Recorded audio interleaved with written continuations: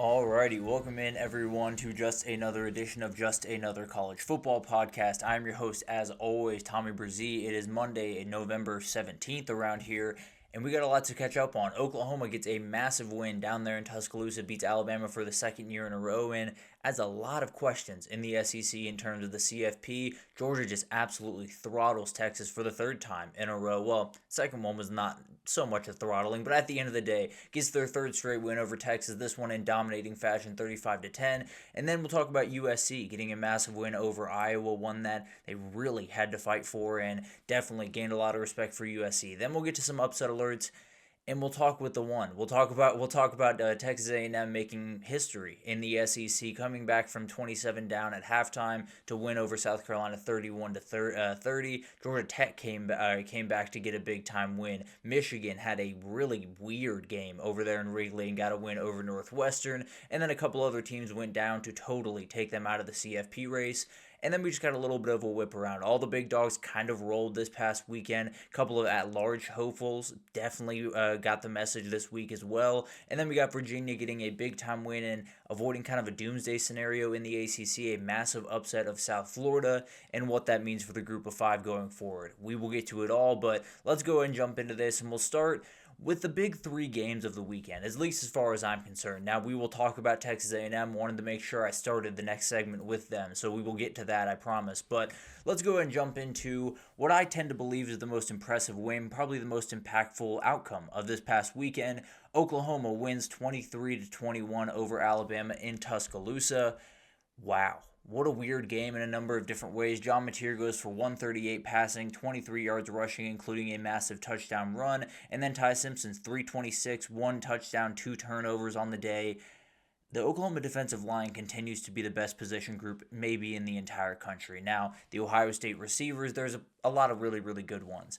The Oklahoma defensive line being able to do that without R. Mason Thomas is absolutely ridiculous. They were in Ty Simpson's face pretty much constantly throughout that game. 4 sacks, 5 tackles for loss. Ty Simpson never got comfortable. And I think that's the big thing when we talk about Alabama, and we talked about it pretty much all year. Ty Simpson has to be incredible for this team to be really, really good. This team is not going to be the incredible, rounded offense that we kind of expected it to be coming into the season. They can't run the football, plain and simple, and they're not going to be able to run the football going forward. That's not going to magically click on in week 11 or week 12 or week 13. They are going to have to find ways around it, and really the way around it is Ty Simpson playing at a Heisman level. It was always going to come down at some point. There was always going to be a performance that was just a little bit off, a little bit off kilter, and you got a really good defense on the other side. Now, I thought they would be able to walk that tightrope in this game, much like Texas did earlier in the season against Oklahoma, but Oklahoma came in prepared. They came in with a more healthy John Mateer. I don't know how much more healthy, still think he's relatively limited, but at the end of the day, they get a massive win, and at the end of the day, it's an Alabama team that after that loss to Florida State looked like an entirely new team, looked like they might be able to win a national title. The reality of that was they were always a flawed team. They were always a team that was one-dimensional and was hanging on their quarterback being an absolutely incredible player, and he still very well is. This was just a tough matchup and one of those days where things just did not go his direction. That was going to happen at some point for Alabama, and this was the one that got them. As for Oklahoma, there's something that needs to be said after this one, and it's not necessarily a bad thing for Oklahoma moving forward. Just to their fans, buckle up, because this is not going to be a pretty next 2 games. Now, you very well should win those 2 games. You will be favored against Missouri. You will be favored against LSU. You will have every chance to go 10-2, be a shoo-in for the playoffs, and maybe host a game depending on what happens around you. But at the end of the day, it's not going to be pretty. The run game is not going to be great, especially against elite units like the defensive line for Missouri coming up this weekend. John Mateer is not the player that he was early on in the season, whether that's injury-based or just he's playing SEC opponents every weekend. Things are getting a little bit quick for him, whatever that looks like. The offense is not going to lift you to wins. You're not going to win 41-17, although now that I said that, they'll probably win 41-17 this weekend. Regardless, I think you're going to have to rock fight your way to wins. I think you're going to have to win in the margins. I think you're going to have to turn people over, and that's what you did in this game. you got to do it 2 more times. I think you are more than capable of doing it. Just to say for Oklahoma fans, these next 2 games, while I believe you are going to win them, or at least as of right now, I believe you are going to win them, you better buckle up because I don't see this team blowing out anyone the rest of the way. For Alabama, I feel like they have to feel like this one got away. You outgain a team almost 2-1. You turn over the ball a number of times. Just one of those games that you feel like you probably should have won, and another one of those games, probably the same way they felt about Florida State. So they're now in a weird position because if this thing ends the way that it's sitting right now, where Vanderbilt gets to 10 wins, now they would have the tiebreaker over them. They would be fine there. But Oklahoma's at 10 wins. You got Georgia, Ole Miss, Georgia, Ole Miss, A&M up there with 11 wins at the top of the conference. That Florida State game becomes a massive data point, and it becomes a massive data point that really could hurt you at the end of the year. It's no longer just the anomaly where you become a better team, you've totally learned from that. Now it's something that we have to use and measure you against these other 2 lost teams, and there's going to be quite a few of them, whether it's Miami or Utah or any of these teams. Now, them being number 4, they probably will not fall below those 2 teams. I would have to imagine they'll sit somewhere in the 9 to 10, maybe 8 range in this upcoming rankings on Tuesday that we'll talk about on Wednesday, but it's a big data point now. The Florida State game is now a massive, massive thing that you're going to have to overcome in some respects. I still think you're fine for the playoff if you win out, but the reality is there's going to be a lot of teams vying for that spot, and a lot of people in that room are now going to be bringing up that Florida State game, and it's going to matter a whole lot more than it did when that was the only loss on your schedule. But tons of respect to Oklahoma and Brent Venables. After the Texas game, I think a lot of people, including myself, look forward at the rest of the schedule and just said, it's going to be too hard. I think they're a very good team. I think they're talented. I think they had the ability to do this. But at the end of the day, I thought they were just going to face too many hurdles at once. Now they've won at Tennessee. They've won at Bama. They go to Missouri this weekend. Then they get LSU at home. You got no wiggle room. I can promise you that. Because of that loss to Texas, they would then be that 9-3 team. We can talk about that on Wednesday. I think Texas is fully out of it. But regardless, Oklahoma has no wiggle room. We just talked about it. Going to be way too crowded of a bubble to have that 3rd loss. So win the next 2 games. Oklahoma's firmly in. Lose one of them, and you're on the outside looking in after you felt like you're probably on your way right about now. Georgia just took Texas to the woodshed, and a lot of people will tell you that game came down to 3 plays, and I'm not arguing that 4th and 1 by Gunnar Stockton to Chauncey Bowens, the 4th and 5 where Colin Simmons jumped off sides, and that onside kick were the changing points of this game. That cannot be argued. That's not the 3 plays that this game came down to. It was all the other plays where Texas couldn't run the football, where the offense looked entirely out of sync, and where their defense was on the field a whole lot late in that football game and just got exposed a couple of times, being out of position, not having your eyes in the right place, having youthful players just not be ready for that moment.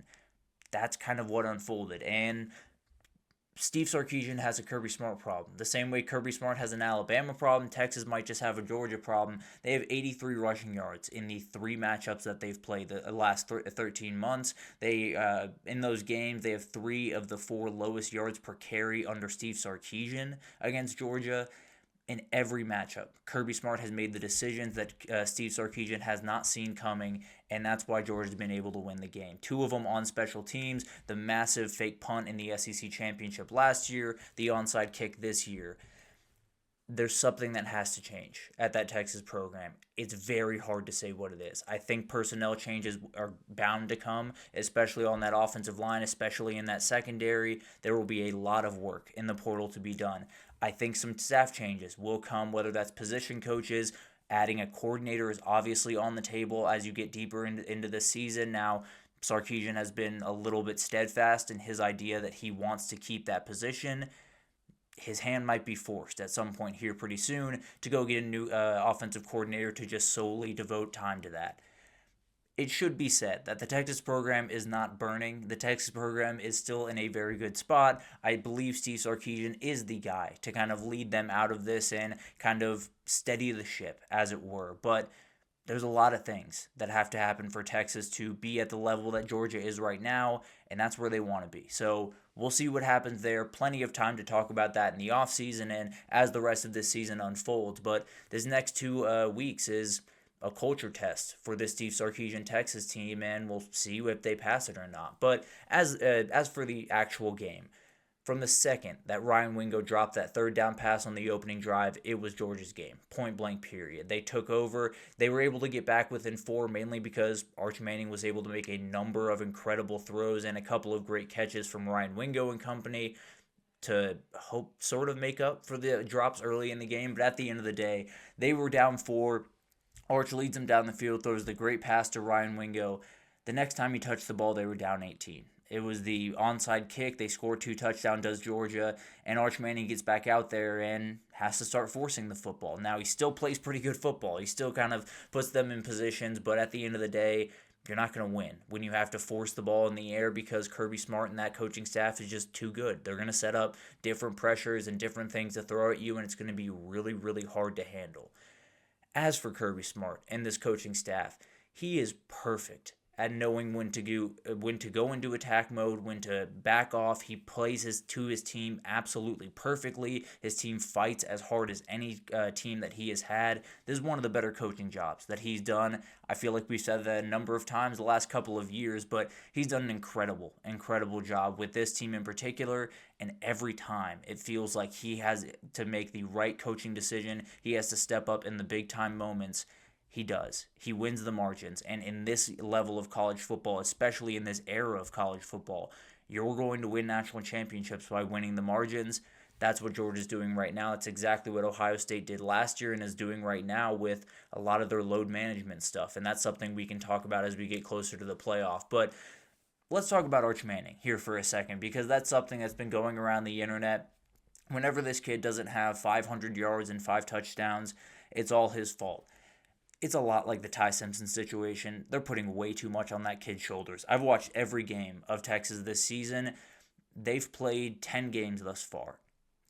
I would bet in at least 7 of those games, Arch Manning has been asked to be an outright superhero for them to win it. He's been able to do it a couple of times. That fourth quarter against Mississippi State is about as good as any quarterback has played for a quarter this season. He did really incredible things against Vanderbilt early in that game, but at the end of the day, they left this kid on an island a lot of this year, especially on Saturday. Multiple drops, I believe 5 drops at the end of the day for this team. They had 9 penalties, and a lot of people complaining about the penalties. The only one that I have a beef with is, I do think on the interception, it was a little bit of a hold on DeAndre Moore. At the end of the day, Texas came into this game as one of the most penalized teams in the country. They got 9 penalties, and under Steve Sarkisian, that's a problem. They need to fix that. That's another thing that when you're a coordinator, when you're a play caller, those details do go by the wayside pretty easily. But again, a conversation for another day. But I thought Arch Manning played incredibly well in this game. I get it. He will be torn apart. He didn't step up to the moment. They only scored 10 points. It doesn't look all that great. That kid has a very, very bright future. And if you have any stock that you would like to sell on that kid, I'd be more than happy to buy it from you, because I think he has a bright future if Texas can do the right things around him in this offseason and moving forward in his career. Now for the other quarterback, because there's something happening in college football that I need someone to explain to me, and I can't imagine there's a good reason for it, but using football knowledge, using football terms, why is Gunnar Stockton not the Heisman favorite, or at the very least in the top 3 with Julian Sayin and Fernando Mendoza? I can't for the life of me figure this out, because all throughout the year, he hasn't played one outright terrible game. He has played iffy games at times, especially early in the year when he was a little bit more tentative. He wasn't really ripping the ball. He didn't play incredible games.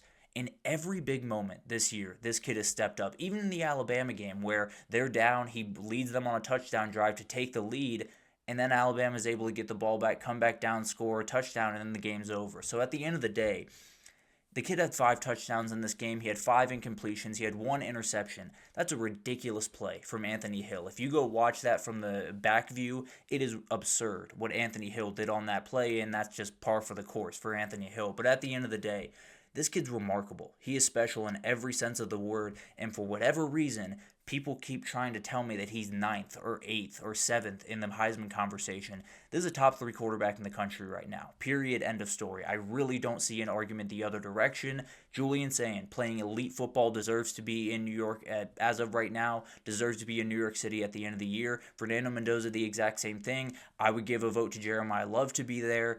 And Gunnar Stockton. There's no question in my mind that this kid has been one of the best quarterbacks in the country, one of the best players in the country, and one of the most important players to his team in the country. I don't get it. I don't get why he's not getting all of the Heisman praise, other than he's not this flashy kid that always does the crazy stuff in the press conferences. I don't get it. I'll leave it there for the time being. But this Georgia team is special, plain and simple. I think Brooks Austin puts it perfectly. This Georgia team is a boxer, and Kirby Smart more specifically is a boxer. They throw jabs. They throw jabs and body blows with power, with counter, with running the football, with just doing little things the entire game. And then the second that you're leaning backwards, the second that you let your hands fall, the second that you let your guard down, they throw a mean right hook and knock you out. That's exactly what happened in this game. It's happened a number of times throughout the season. It's happened a number of times throughout Kirby Smart's time at Georgia. This team's a little bit different. It's a very young team. It's a very hungry team. It's not a team that knew the success that some of the past teams did.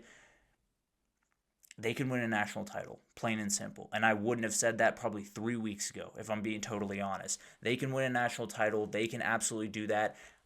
I don't know if anyone else in the SEC can. So we'll find out what happens there. But at the end of the day, they might not even play in the SEC championship. If A&M or Bama lose another game, they will play in the title. If they don't, they will be sitting on their couch being able to rest up just a little bit more.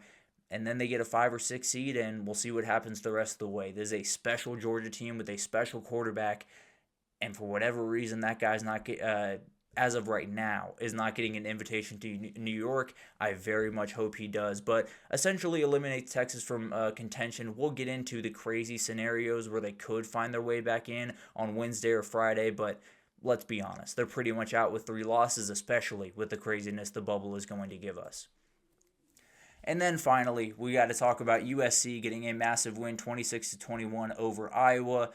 I've said this probably 3 times this year when we talk about USC wins. It's the most impressive win of Lincoln Riley's era. I know that sounds crazy. It's an Iowa team that not a lot of people respect for whatever reason. It's an incredible team that plays incredibly physically and has for years. But at the end of the day, people's weird bias against Iowa aside, this is a mentally and physically tough team, and it might be one of the most mentally and physically tough teams that he has ever had, Oklahoma included. They had a lot of great teams over there at Oklahoma.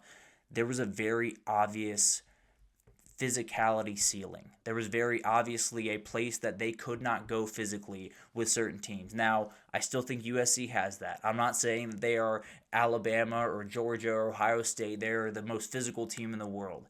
They're getting there. And they're finding those strides, and it's a big difference from what we saw last year. I mean, you talk about this team just on the lines of scrimmage, they're totally different. What makes them special is guys like Mekhi Lemon. Let's just be totally honest, though. When we talk about USC, there's a lot to love about the physicality and the mental makeup of this football team.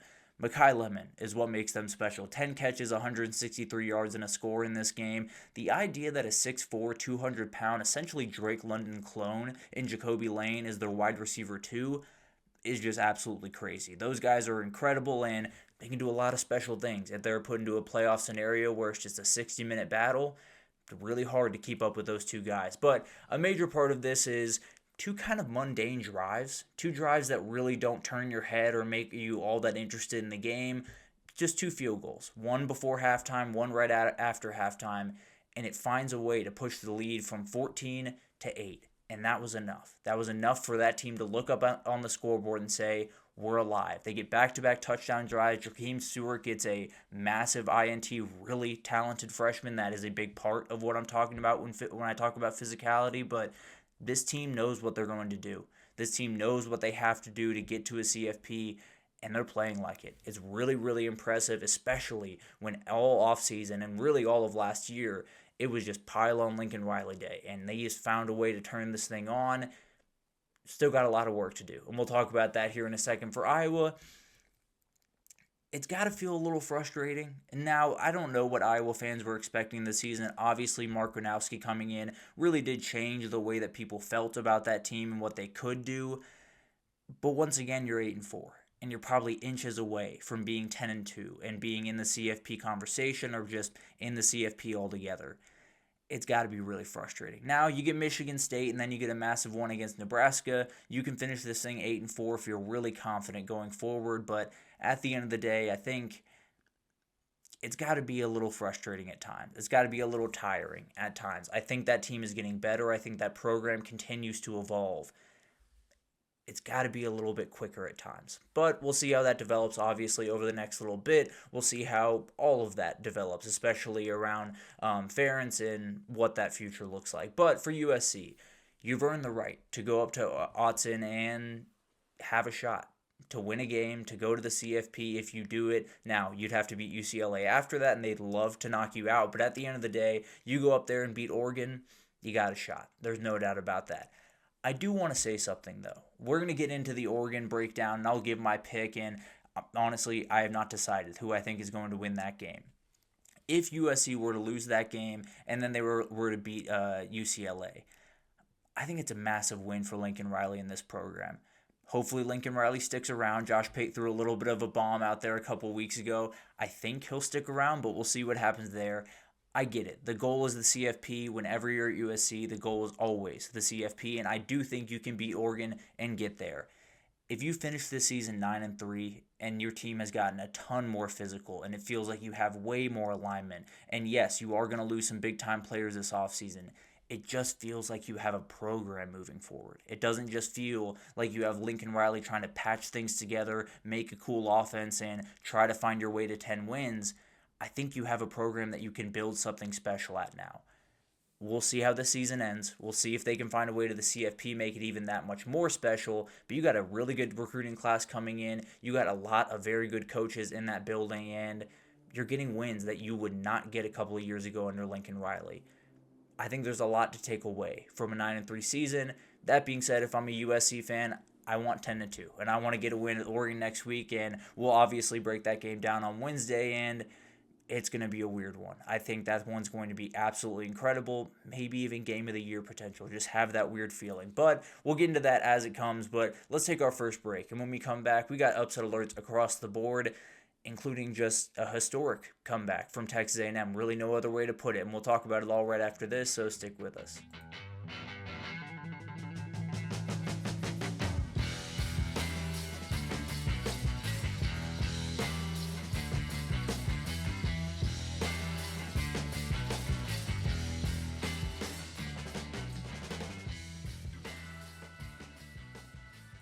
Alrighty, welcome back everyone. We just talked about the big games from this past weekend. Oklahoma gets a massive win over Alabama. Georgia just throttles Texas, likely knocks them out of the CFP unless there's outright chaos over the next couple of weeks. And then USC gets a massive win over Iowa, keeps their CFP hopes alive.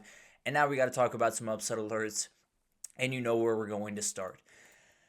How did Texas A&M win this game? Well, actually I know how, and we'll get into that here in a second, but I've never seen a bigger discrepancy in how two teams play from the first half to the second half in my life. Because it wasn't necessarily just that A&M flipped a switch and found a way to play a million times better. South Carolina just played absolutely terribly in the second half as well. Now, that's not to take anything away from Texas A&M. You got to come back from 27 points down.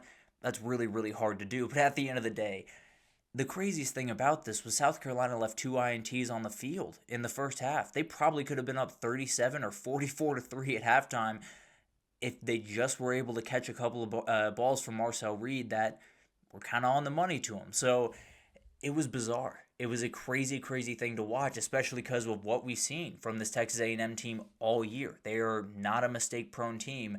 They just saved them all for one half, and they got them out of the way, and they played an incredible second half. I don't know how to describe it. I will tell you, though, the second they cut that lead to 20 points, I absolutely knew they were winning that game. I think I said out loud, they're winning this game 31-30. South Carolina's offense, in the first half, you scored 30 points. Well, you scored 23 points as an offense. You settled for field goals 3 times, and you had 2 massive plays by 2 elite athletes. That's kind of it. So, yeah, You got a lot to figure out. Let's just be totally honest. This was one of those games where you went up 30-3 going into halftime, and I felt like you left points on the board. They weren't elite offensively, even in the first half, as crazy as that sounds. But they did enough to get up to 30-3. Shane Beamer decides to pump up the crowd going into the locker room, and then they come out and get absolutely torn to pieces, especially on the defensive side of the ball. It felt like Marcel Reed didn't throw a contested pass the rest of the game. I can't confirm that. That's what it felt like. Tons of respect for A&M to come back in this game. This is another game, and I think I've said this 3 times about A&M this year. It's a game they lose a couple of years ago. It's a game the A&M, whether it's Mike Elko or Mike Elko last year, they probably lose this game. This is a different mental makeup. This is a different team in a lot of different ways. Marcel Reed has his issues, and they are going to follow him the rest of the year. There's no doubt about that. I came out of this game much more worried about A&M than I was coming in. Period. End of story. But you found a way to get a win. You move forward. You play a little bit of a layup this weekend, and then you got the big one. You walk into Austin 11-0. You can knock that team down to 8-4 on the season, totally out of any CFP conversation, and you can go to 12-0, and then you just got to play well in the CFP. A lot's up in the air, and I have a lot of questions about this Texas A&M team moving forward. You found a way to get a win. You still somehow gave South Carolina a shot at the end of that game. I don't know how you did that. I don't know what Colin Klein was thinking, but they got a lot to figure out. At the end of the day, you get to figure out 10-0 instead of 9-1, and that's a whole lot more fun. But this is a win they badly needed, and I don't know how much you take away from it in the grand scheme of things. I don't know how much you bury A&M or love A&M. I'm a little bit more worried, but at the end of the day, you found a way. And a lot of teams aren't finding a way. So I'm not going to beef with you too much. I have my worries. We can talk about it when we get to the Texas game, when we get to playoff games down the road, inevitably for this A&M team. But this is one of those that you've got to be very happy that you got away with, because it could have gotten bad in a hurry over there in College Station. Georgia Tech finds a way once again, 36-34 over Boston College, 100th time this year. I think I've said this. Georgia Tech just finds a way to win, and this one was really, really ugly. They walked into the fourth quarter down 11 points, battled back to get a massive win. The defense that couldn't stop Molasses in December early on in that game found a way to get a couple of huge stops late, and Georgia Tech finds a way to win. This Georgia Tech offense is really impressive. Now, it's not to say they were firing on all cylinders the entirety of the game. There were little misses. The run game, especially with Haynes King, wasn't quite going. Now, I think they were kind of trying to save him for Pitt until late in that game when they had to use him. But at the end of the day, they do so many different things, and they do them all really efficiently. Haynes King's arm is now a true weapon. It's not something that you have to kind of scheme around. It's not something where you have to give him a ton of layups. He can hit big-time passes. Now, obviously, he's not quite as gifted as some of the other quarterbacks in the game, and not the one he'll play in a couple of weeks in the stadium. Maybe not the one he'll play this weekend with Mason Heinschel, but this kid's a weapon, and his arm has become so much better since last season, and has totally changed the game. The run game, I think, is more comprehensive than it was a year ago. I don't know if they're running more stuff. I wouldn't be able to sniff that out. But at the end of the day, I think the emergence of Jordan Allen, the really talented freshman, has made that a ton more tough. I think Malachi Hosley coming in from Penn has given them a physicality that they badly needed. It's a really special offense, and none of that is to say that that's a great team. It is not a great team. I talked about it last week. I've watched every snap of this football team. They deserve to be ranked where they are, and mainly just because of the record. I'm just being totally honest. All that being said, you get to go play Pitt next week, and you get a chance to win that game, punch your ticket to the ACC championship, and then you're 60 minutes away from a CFP berth. Who cares if you quote-unquote deserve to be there? Who cares if certain people think you're not a top 12 team in the country? You won the games in front of you. That's all you can really do in a world like this. So you got to find a way to win this weekend. And if I know anything about Georgia Tech in 2025, it'll be a 3-point game. And then they'll play Georgia in a couple of weeks, and it'll be a 3-point game. And then they'll play an elite team in the playoff possibly, and it'll be a 3-point game. I don't know what it is about this team, but they play up and down to opponents like it is their job. But at the end of the day, they find a way to win. They move forward with just one more win in between them and an ACC title berth. Michigan might have played the weirdest game in the entire country yesterday or this weekend, and that says a lot. It was a weird weekend, but Michigan finds a way to win 24-22 over Northwestern in Wrigley. Huge shout out to Fox coverage, especially in the pregame show, was really really cool. And they used every bit of that incredible stadium, and one that is as historic as any sporting venue in the entire world as far as I'm concerned, and they used every nook and cranny. It was really, really fun to watch. But getting to the game, Michigan outgains Northwestern by over 250 yards. They win the penalty battle, and they turned the ball over 5 times. That's why Northwestern was in this football game, because Michigan really, when you look at the offensive numbers outside of the turnovers, they were efficient as can be. Bryce Underwood was ripping the ball around. Andrew Marsh went for 189 in this game, the true freshman. I knew it was a big commitment when they got it, but I didn't know it was going to be this big this early. It's incredible player, but there are some issues here. It is very clear that the young players on this football team are a little bit mistake prone. You're going to play a football team in 2 weeks that are more than happy to take advantage of those mistakes and turn them into points very quickly. Let's be honest. They're going to play that game much better than they played this one. They're going to play that game much better than they played any game this season, because that's just how things work in that game. But Michigan's life is about winning at Maryland in this weekend. They win at Maryland. They got a 60-minute fight for a spot in the CFP against Ohio State at home. That's what they've wanted all season. I think if you asked Jerome Moore what he wants in this season, he would have just said, go into that Ohio State game with a shot to go to the CFP and a shot to go to the Big Ten Championship. He'll have both of those. We'll see what happens in those. At the end of the day, I'm not going to say anything definitively about that game right now, as confidently as I might feel right now. I'm not touching it. So we'll get there when we get there, but Michigan's got a huge one against Maryland this weekend, and then we just got a massive one in Ann Arbor in the last week, hopefully. Arizona gets a big win over number 25 Cincinnati, 30-24. Arizona gets a win that really kind of messes up Cincinnati's season in a lot of different ways. They could beat BYU. They could win out and still be behind Utah and Arizona State when it comes to the Big 12 championship. This effectively knocked Cincinnati out of any CFP hopes that they had. Now, they were slim. Let's just be totally honest. They had to beat BYU, they had to beat TCU, and then find a way to beat Texas Tech in the championship game. But you hypothetically could have done it. But Arizona really should have won this game by more, if I'm being totally honest. Outgained Cincinnati by 100 yards or more than 100 yards. Won the turnover battle 2-0. Won time of possession 36 minutes to 23 minutes. Absolutely dominated, or I guess 37 minutes to 23 minutes. Totally dominated this game from start to finish. A couple of missed field goals and a couple of mistakes made this thing a little bit closer, but the Arizona offense just turned it on in the second half. They scored on every single drive other than the kneel down in the second half. A field goal, 2 touchdowns, and then a field goal, and then the end of the game. Elite stuff from Noah Fafita and company. And Brent Brennan deserves a lot of respect. This was a very, very tough team coming into the season. There was a lot of worries about if he was going to make it throughout the season. There were a lot of worries about the full talent level of that team, especially with Tatoria McMillan moving on. They've played really good football, and they found a way to get to, I believe, 7-3 now, if I'm not mistaken. Played really, really good football. If they get wins against Baylor and Arizona State, they're going to finish 9-3 in his second year there and have a lot to look forward to next year with a conference that you never know. You never know who's going to be at the top of it next year. Maybe it'll be Arizona this time next year. Massive missed opportunity for Cincinnati. You had a chance to walk into that BYU game with just about everything on the line. Now there's not much of anything on the line, weirdly enough. You could win that game and not even get to the Big 12 championship. Obviously, you still want to win out and give yourself a shot, but this 8-0 start could turn into 8-4 very quickly. They get BYU and TCU to finish off. It's going to be tough. That's a very, very interesting team moving forward, but a lot of respect to what Scott Satterfield has done this year. I think they've done a really, really great job.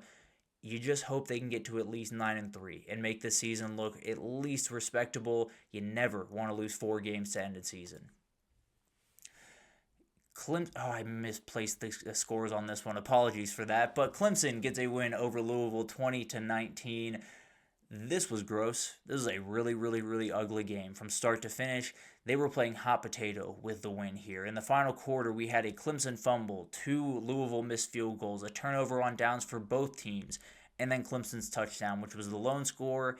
and it was enough, I suppose. It was enough. It was a bizarre game from start to finish, but Clemson finds a way to win, and Louisville officially is they were on the outside looking in already after that Cal loss, but this officially does them in. They could mess up SMU season next week, which will be a little bit fun, but at the end of the day, really, really interesting stuff from this game. Small note here. The goal line sequence, where they hand the ball off to Peter Woods, they try to do it again, and then they fumble. It's one of the worst things I've ever seen on a football field. I really do mean that. A lot of respect to Peter Woods. He's one of the best athletes in the country. What are we doing? After the first one doesn't work, let's just call it a day and run a running back. But at the end of the day, they find a way to get a win.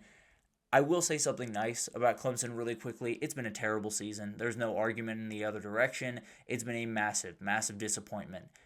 These kids really fight. They get up every single Saturday and they play their butts off. And it's something that doesn't happen all the time in this era of college football. It's not something that happens really all that often at all. So, a lot of respect to them. I think it's a season that they very easily could have already been on the phone with other coaches, trying to set up where they're going to live in a new place at the end of the year. They've continued to fight for this football team, and that does mean something. But none of this really matters for the ACC, especially with Louisville going down, but it makes things a little bit more interesting. Louisville now can be a little bit kind of a agent of chaos, if you will, and knock out SMU next week, and then we'll see what happens the rest of the way in the ACC, because I think the chaos is far from over, if I had to imagine, but we'll talk about it all as it unfolds.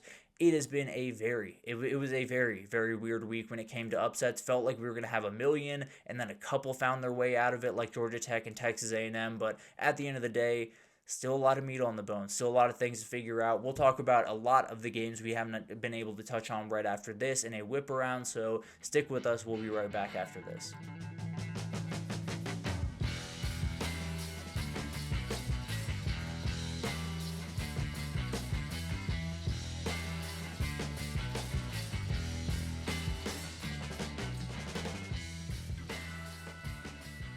Alrighty, welcome back everyone. We just talked about all of the upsets or close upsets from this past weekend, including a 27-point comeback from Texas A&M to keep that perfect season alive, and now they go forward and probably will walk into Austin 11-0. That'll be a really fun one, regardless of what's going on with Texas at that point. But let's go ahead and jump into just everything else. We have a number of other things to get to, and the top dogs rolled. Ohio State beats UCLA 48-10. Jeremiah Smith did go down in this game. Just got to get him and Carnell Tate back for that Michigan game. That's the point-blank period of that. I think they will. We'll see how that develops over the next little bit. Indiana gets a win 31-7 over Wisconsin. Just another clean performance from Fernando Mendoza. A little bit of a slow start, but they found a way through it and dominated the back half of that game. Texas Tech 48-9 over UCF. The Jacob Rodriguez Heisman propaganda has begun. Gets a rushing touchdown in this game. I don't think it's going to make the difference that I think a lot of us want it to make, but at the end of the day, I respect the hustle down there. And then Oregon gets a win 42-13 over Minnesota on Friday night. This Oregon team seems like it's finding its stride just a little bit. I had a lot of skepticism about this team, but they look like they're firing on all cylinders with a huge game against USC on deck. Ole Miss gets a win 34-24 over Florida. This was a weird one. This was the first game where I felt like Trinidad Chambliss really looked a little bit lost. Now, he still went for over 300 yards, so Trinidad Chambliss looking lost is not necessarily a terrible quarterback by any means, but at the end of the day, this game got a little bit away from Ole Miss for a second. They were able to reel it back in largely because Kejuan Lacey is an outright difference maker. I feel like everyone keeps asking why this team is better than last year's team when last year's team had Walter Nolan and Jackson Dart and all of these incredibly talented guys like Trey Harris and all of these dudes.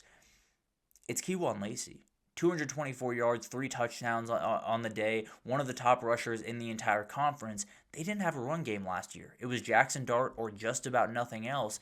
They have that guy now, and it is a huge difference maker for this team. It makes this team as dangerous as anyone in the country. If they make it into the CFP, I have questions about what this football team can do. I know they have all the ability in the world and the play caller that can make any defense life really miserable for an afternoon.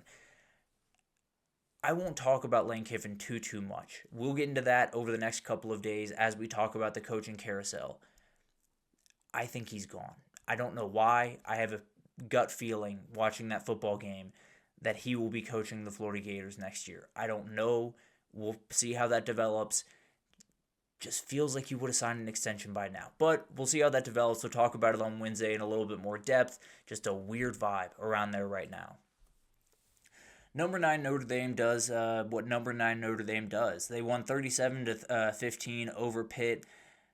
Pitt didn't care about this game coming in, and they played like it. I'll tell you that much. It was really, really rough from the jump in this game until they were down 28 points, and they just wanted to make it 22 just to make it look that little bit better. So congrats to Pat Narduzzi for that. But for Notre Dame, they can win the national title. The reality is when you can throw the ball that efficiently, when you have as many playmakers they do at wide receiver, maybe not the elite playmakers that everyone else has, but they do have Malachi Fields, Jordan Faison, Jaden Greathouse. They have Eli Raridan playing great football at tight end. When you have that many options, and then a running back like Jeremiah Love, you can win any game in front of you. They have Syracuse and Stanford to stand in between them and a CFP berth.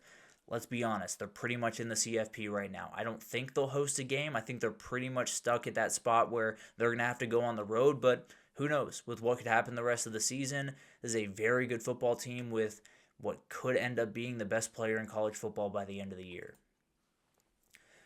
BYU really heard my message. I picked TCU to cover this one 3.5.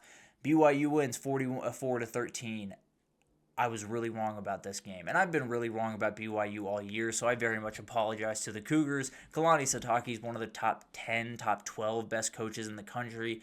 Incredible what he's been able to do with this football team. After you get battered and bruised by a Texas Tech team, you go out and beat a TCU team that is very dangerous. Bear Bachmeier plays a great game once again. LJ Martin still looks a little bit gimpy, but is playing plenty good football even with that. And now BYU looks forward. Technically, they could lose to Cincinnati and still make the title game. You don't want to leave that up to chance. And you definitely don't want to leave your at-large bid totally out of the conversation. They want to win that game and then find a way to win out the rest of the way. Obviously, get another shot at Texas Tech, and then we'll see what happens from there. Could they be an at-large team at 11-2 like SMU was last year?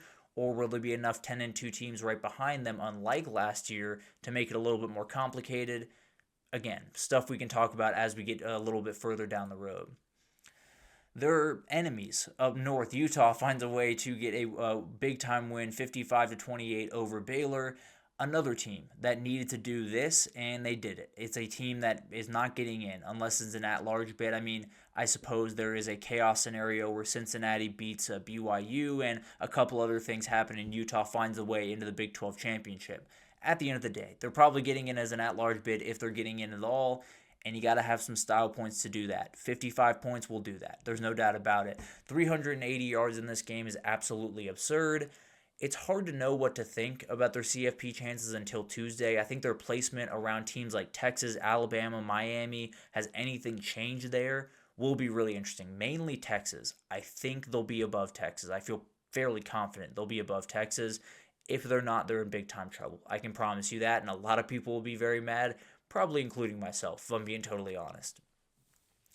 Miami needed to do exactly what Utah did, and they did it. 41-7 over NC State, a huge bounce-back game for Carson Beck, 300 yards, 3 touchdowns, no turnovers. Gerard Pringle was massive in this football game. The defense is downright incredible, and it's an incredible job that Corey Heatherman has done. Obviously not the most potent NC State attack, but we've seen what they're capable of doing against Georgia Tech a couple of weeks ago, and they weren't able to do that in this game. But an incredible, incredible job by this Miami team. They get Virginia Tech, and then they get Pitt to finish. You got to win both, and then there's no guarantees for them. We'll see what happens the rest of the way, but if they're behind Texas, I don't think they'll be again, but if they are behind Texas, I think they're pretty much out of the conversation. If they're in front of Texas, then we have a big-time debate, and they could back in as another ACC team in there and not even the ACC championship loser, as weird as that sounds. The big-time result in the ACC was Virginia getting a 34-17 win over Duke. They dominated this game. They were up 31-3 going into the fourth quarter. Duke gets 2 fourth-quarter touchdowns to make it a little bit more interesting. And we avoid the ACC doomsday scenario of Duke finding a way to win out, knocking just about everyone from the ACC out of this thing. Virginia now gets a bye, weirdly, late in the season, which can't be nice for whoever's going to play them in the ACC championship. And then they get Virginia Tech at home. They'll probably get I think they'll either get Georgia Tech or Pitt, the winner of that game. That could change if Pitt loses to Miami. Maybe SMU gets in there. There's a lot of variations in the ACC, as you can imagine. But at the end of the day, I think they'd be favored in just about all those games. Maybe not against Georgia Tech. But at the end of the day, a team that absolutely could be in the CFP. And a game that I was very worried about them. Chandler Morris comes back from injury a little bit earlier than some thought. And they find a way to get a big-time win. Navy beat South Florida 41-38. This was a very wild game. The South Florida defense that I tried to tout as I was leading up into this game, they got gashed time after time in this football game. Eli Heidenreich is incredible. I tweeted it out on Saturday. He's the most underrated player in the country, and I get it. He plays for Navy. It's not the most interesting offense in the world. He's not going to get a ton of love. This kid's an outright athlete. He is an elite athlete, and he can do some incredible things on the football field. He did a whole lot of incredible things on Saturday, but it went 24-16 into the fourth quarter. That was the score. Navy was leading 24-16 as we rolled into the fourth quarter. Then it went Navy field goal, USF touchdown on one play, Navy touchdown, USF touchdown, Navy touchdown, USF touchdown. And then we finally chilled out. And Navy was able to find a way to get to the end of this game, but an insane fourth quarter. The weird thing about this one is this kind of helps North Texas more than it helps Navy. Navy has 2 losses, that one loss to Notre Dame. Now, I don't think that should hurt them very much, but at the end of the day, they do have 2 losses. North Texas only has 1. So it sounds like North Texas might be the favorite, at least betting favorite right now to make the CFP from the group of 5. JMU right there. I think they'd probably need both those teams to lose one more to be the CFP team, but firmly in it. There's no doubt about that, and there's a massive way to go towards it. And then everyone else. James Madison gets a dominating win over App State 58-10. This would be my G5 team right about now. Texas State dominates Southern Miss 41-14, a huge one over there in the Sun Belt. East Carolina kind of knocks out Memphis after they took a tough loss. They throw the final punch 31-27 over the Tigers. Tulane gets a win over Florida Atlantic 35-24, one they badly needed to at least stay in the hunt. I think they got a lot of things that need to happen for Tulane, if I had to imagine. UNLV stays in the hunt for the Mountain West at the very least, 29-26 in a very weird game against Utah State. Jacksonville State gets a win over Kennesaw State, 35-26. And then we got San Diego State getting a win 17-7 over Boise State, likely knocking the Broncos out of contention in the Mountain West. But a ridiculous week. A week with a number of big-time games. A week that really delivered in a lot of different ways. Oklahoma gets the massive win. A lot of questions around Texas, not only this year, but maybe moving forward as a program after that loss to Georgia. There's a lot of things that we will talk about with the CFP and the conferences and how they could shake out the rest of the way. We'll get into it all on Wednesday. I can absolutely promise you that. Thank you so much for tuning in. Please do like, subscribe, comment. It means the world to me. Helps me out a ton. But thank you so much for tuning in, and I'll see you guys on Wednesday.